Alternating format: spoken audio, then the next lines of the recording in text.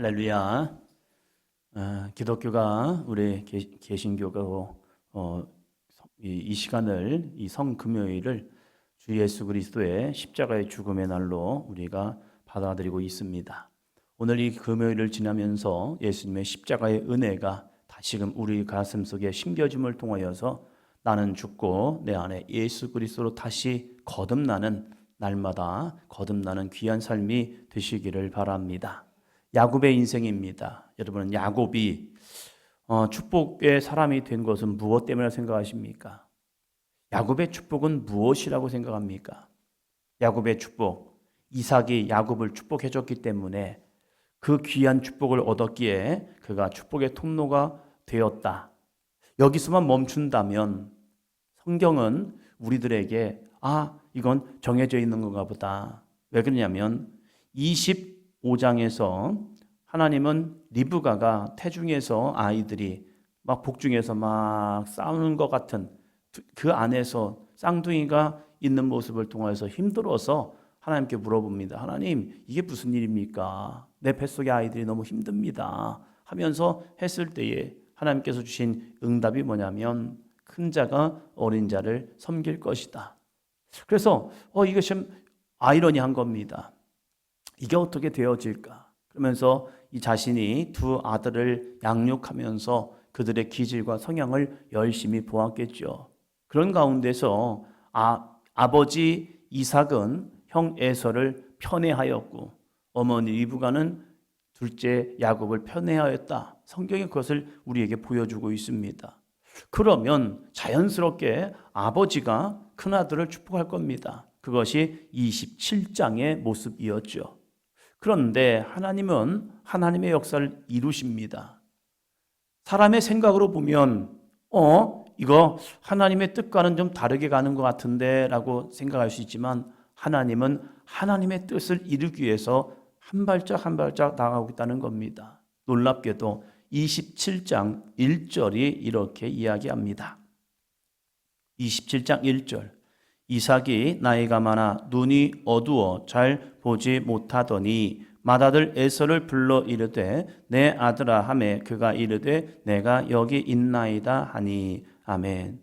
나이가 많아 눈이 어두워 잘 보지 못하더니 라고 말합니다. 눈이 어두워졌다.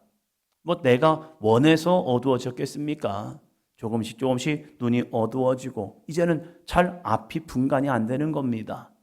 빛은 보겠죠. 낮이고 밤이다. 그런데 사물이 선명하게 잘 보이지 않는 겁니다. 왜 그랬을까? 무엇 때문일까? 그 이유는 말하지 않습니다. 그런데 그때 이삭의 마음속에 든 것이 나 이러다 죽나 보다.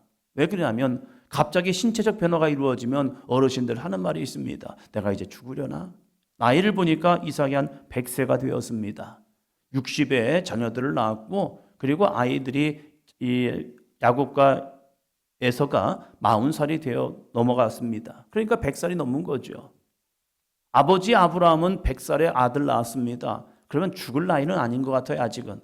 그런데 눈이 어두워져서 앞이 잘 보이지 않고 침침해지니까 사물에 대한 선명도가 잊어버리니까 이제는 누군지 모르겠어요. 눈으로 보면 이게 야곱인지 에서인지 야곱인지 분간이 되지 않아요. 그만큼 눈이 어두워진 거예요. 만약에 이삭의 눈이 좀 밝았더라면 이런 27장의 사건은 나오지 않습니다. 눈이 어두워져서 큰아들인지 둘째 아들인지 이게 분간이 되지 않는 거예요. 그러니까 이제 내가 그나마 좀 기력이 있을 때에 이 아들을 축복해 줬으면 좋겠다. 우리로 말하면 유언장을 작성하겠다는 거죠. 그래서 일이 벌어진 겁니다. 여러분, 이삭이 왜 눈이 많이 어두웠다고 생각합니까? 자기가 원하는 것도 아니에요.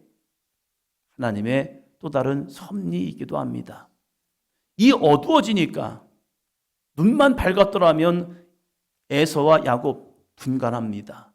그러나 그것을 잃어버린 거예요. 그래서 뭐랍니까? 목소리는 야곱의 목소리인데 얘가 에서라고 하네? 라고 하면서 이제 확인차 들어갑니다.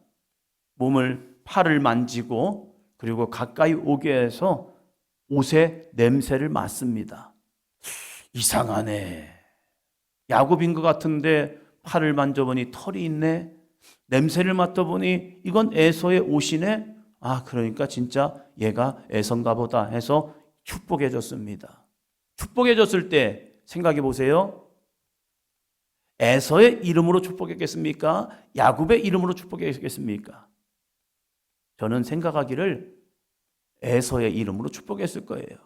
우리 큰아들 에서가 하면서 축복했을 거예요. 그러면 그 축복의 기도는 에서에게 가야 합니까? 야곱에게 가야 합니까? 조금 더 쉽게 설명해 볼까요? 유언장을 썼습니다. 저희는 삼형제가 있습니다. 삼형제가 있는데 저희 아버지께서 큰아들을 향해서 유언장을 쫙 썼다고 생각하시 바랍니다. 근데 그 유언장을 제가 갖고 있어요. 그러면 이 유언의 효력, 유언장의 효력은 저에게 있을까요? 아니면 저희 형님에게 있을까요? 형에게 있어야죠. 유언장을 제가 갖고 있다고 해서 이 유언장을 오픈한다고 해서 이것이 야, 이 축복은 누구의 축복이야? 하면 우리 형님인데? 하면 이거 유언장을 오픈하는 순간 이게 바뀌어버리잖아요.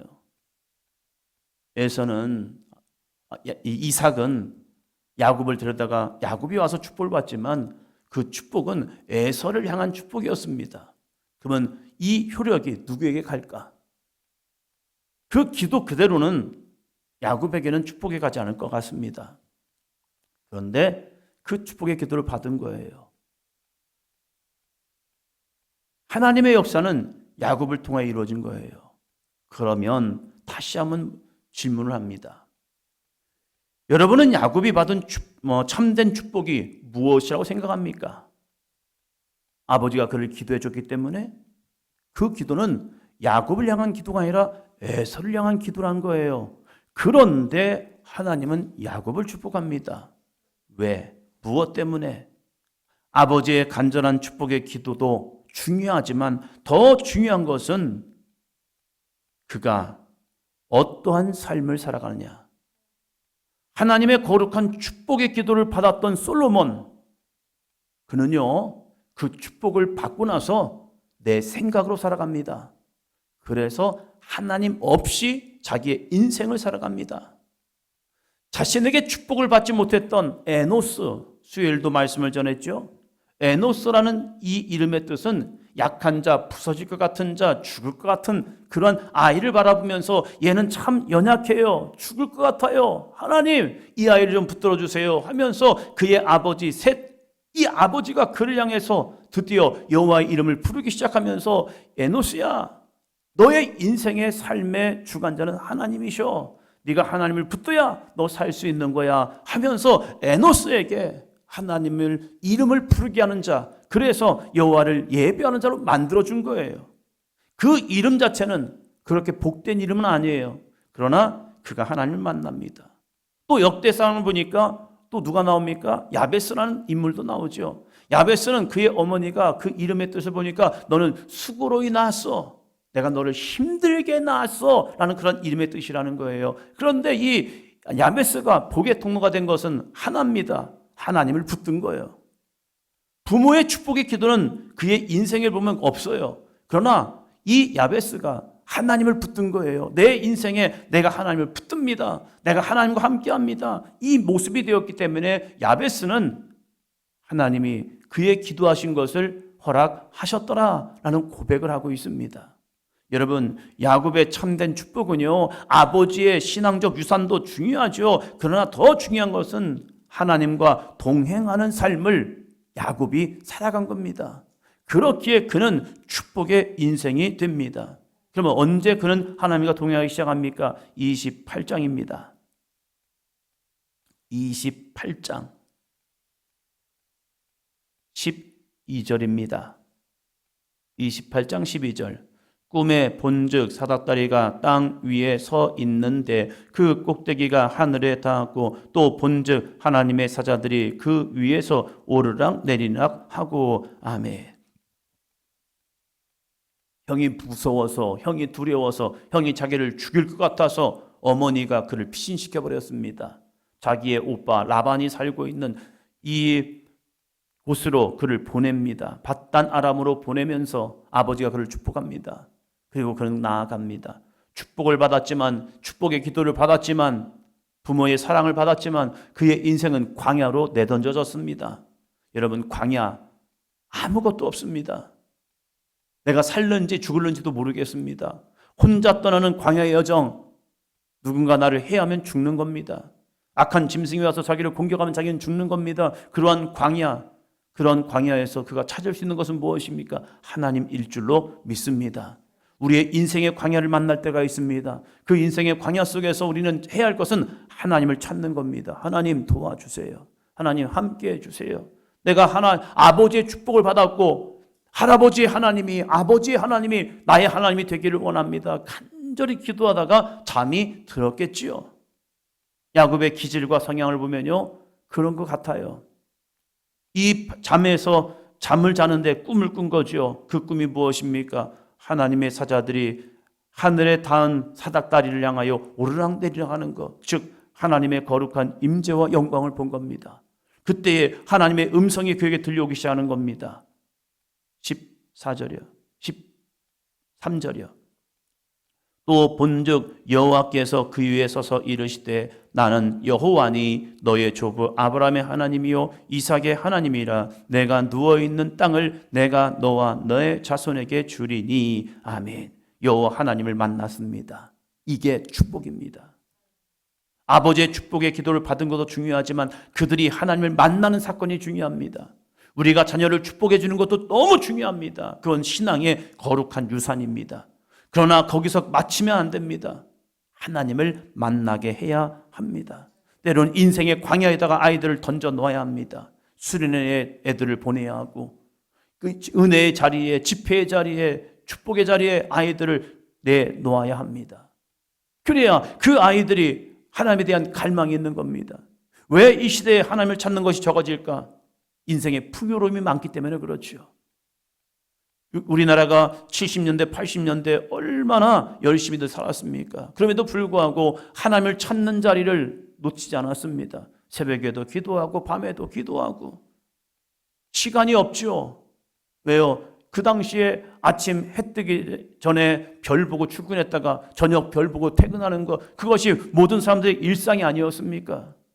그렇게 열심히 수고하는 가운데 신앙생활하는 거 만만치 않았죠. 주일날 쉬는 업체들 얼마나 되겠습니까? 주일은 쉬는 날, 빨간 날임에도 불구하고 특근, 무슨 야근, 잔업 여러 가지 일들이 많아가지고 출근들 많이 했죠. 그럼에도 불구하고 그들의 신앙을 지키기 위해서 무던히 했었습니다. 새벽에도 나와 기도하고 밤에도 그 힘든 육신을 가지고 와서 기도하는 그들의 삶, 그들이 하나님을 만났잖아요.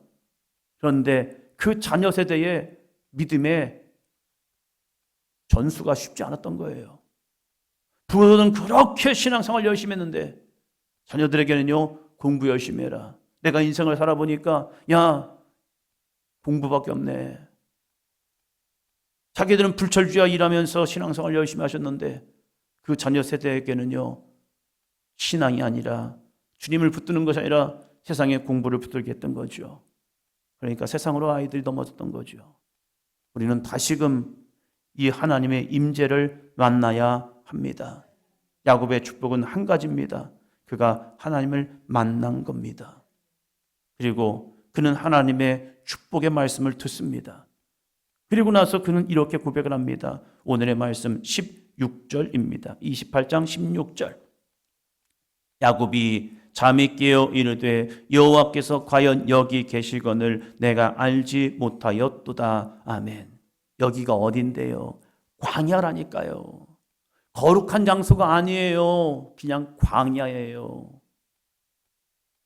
우리가 하나님을 만나야 할 곳은 광야 같은 인생에서 하나님을 만나야 우리들의 삶에 이 전환점이 생깁니다.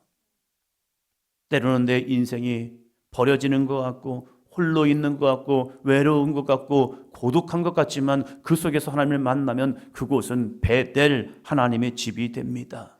여호와께서 과연 여기 계시거늘. 이 고백이요. 여호와께서 과연 우리 가정에 계시거늘. 여호와께서 과연 우리의 직장에 계시거늘. 여호와께서 과연 이 우리의 사업장에 계시거늘. 무엇보다도 우리가 기도해야 할 것은 여호와께서 과연 이 성전에 계시거늘. 이 귀한 성전이 되기 위해서 함께 기도하시기를 바랍니다. 그런데 내가 알지 못했던 거잖아요. 하나님은 어디든지 계십니다. 이것을 야곱은 살아간 거예요. 밧단 아람에 가서도 베델에서만 하나님이 계신 것이 아니라 밧단 아람에 가서도 야곱은 하나님과 함께 했잖아요. 야복 강가에서도 형이 300명의 용사를 데리고 자기를 죽이러 오는 그 가운데서도 하나님은 거기도 계셨잖아요. 가나안에 돌아와서 아버지와 함께 거하면서도 하나님은 거기도 계셨잖아요. 한 번 만나는 것으로 끝나는 것이 아니라 야곱은 자기가 어느 곳을 가든지 하나님은 베델에만 계셔라고 고백하는 것이 아니라 내가 가는 모든 여정 속에서 나의 삶의 모든 현장 속에서 하나님이 과연 여기 계시거늘 이라는 고백을 합니다.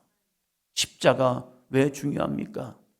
십자가는요, 하나님의 버림받는 장소가 아닙니다. 예수님의 십자가는요, 그 속에 하나님이 함께 계시는 놀라운 은혜의 장소였습니다. 나를 버리시나이까? 엘리 엘리 라마 사박다니 하면서 나를 버리십니까? 라는 고백을 하지만 아니요, 하나님이 나를 더 붙들어 주세요. 이 고백의 장소가 십자가였고 거기에서 가상칠언을 통하여서 주님은, 예수님은 아버지와 내가 하나임을 이야기하며 다 이루었다. 무엇입니까? 아버지의 뜻을 이 십자가 안에서 다 이루었습니다.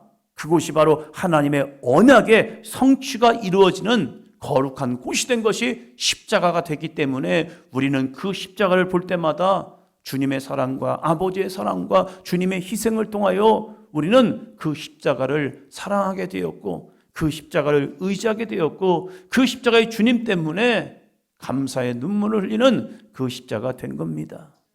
오늘 우리들의 신앙 속에서 이 믿음의 고백이 있기를 바랍니다. 한번 따라합니다. 여호와께서 과연 여기 계시거늘, 여호와께서 과연 내 마음 심중에 계시거늘, 여호와께서 과연 내 육신 가운데 이 몸 가운데 주님이 계시거늘.